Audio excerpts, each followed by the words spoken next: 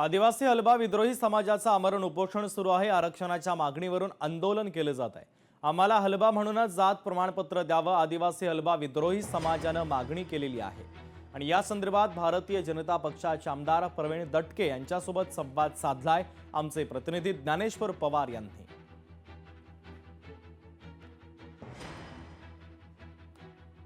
नागपूरमध्ये आरक्षणाच्या मागणीसाठी हलबा समाजाचं आंदोलन जे आहे ते होत आहे आणि आज कुठेतरी आंदोलन जे आहे ते आक्रमक झाले होतं। आपल्यासोबत याविषयी बोलण्यासाठी भाजप आमदार प्रवीण दटके जे आहे, भाऊ, हलबा समाजाचं आंदोलन कुठेतरी आज आक्रमक पवित्रा घेत होतं, जलसमाधीकडे जे आहे ते वळलेले होते, काय सांगाल? नाही, त्यांचं आंदोलन एक खरं आहे, त्यांच्या मागण्या खऱ्या आहेत। कारण मी जे वाचलं, मी त्या समाजासोबत राहतो, 20-20 वर्ष जे काम केलं आहे, त्या समाजातल्या तरुणांवर ज्यांच्याकडे नोकरी लागली आहे त्यांच्यावर अन्याय होतो आहे आणि जे विद्यार्थी शाळा कॉलेजमध्ये शिकतात त्यांच्या व्हॅलिडिटी करता अन्याय होतो।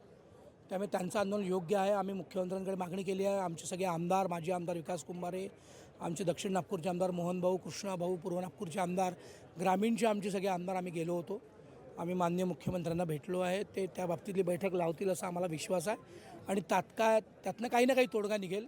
पण 3 प्रमुख मागण्या आहे की एक शिफारस त्यांची आहे, ती राज्य सरकारकडून केंद्र सरकारकडे पाठवण्याचा एक मुद्दा आहे नियमातली, ज्यात अनेक निर्णय माननीय सुप्रीम कोर्ट आणि माननीय हायकोर्टात झाले आहेत। कास्ट सर्टिफिकेट तपासाचा अधिकार क्लर्कला, तो एका न्यायाधीशाला असावा किंवा तत्सम अधिकाऱ्याला असावा, अशा त्यांच्या मागण्या आहेत, त्या खऱ्या आहेत।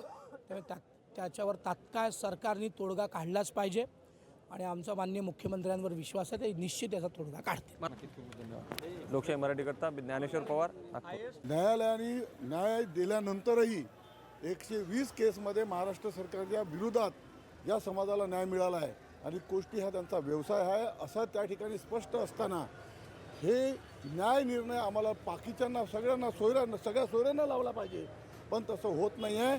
आणि म्हणून आमच्या विद्यार्थ्यांवर, कर्मचाऱ्यांवरती आणि समाजावर अनुसूचित जाती जमातीचे जलसमाधी, त्याच्यासाठी या ठिकाणी नाईक तलाव इथे जलसमाधीचा कायदा आम्ही हा प्रोग्राम ठरवला आहे। त्या ठिकाणी जलसमाधी आम्ही घेणार आहोत। सरकारच्या लक्षात आणून देणार आहोत की आम्हाला आमचा न्याय आम्हाला द्या, नाही तर आम्ही जलसमाधी घेणार।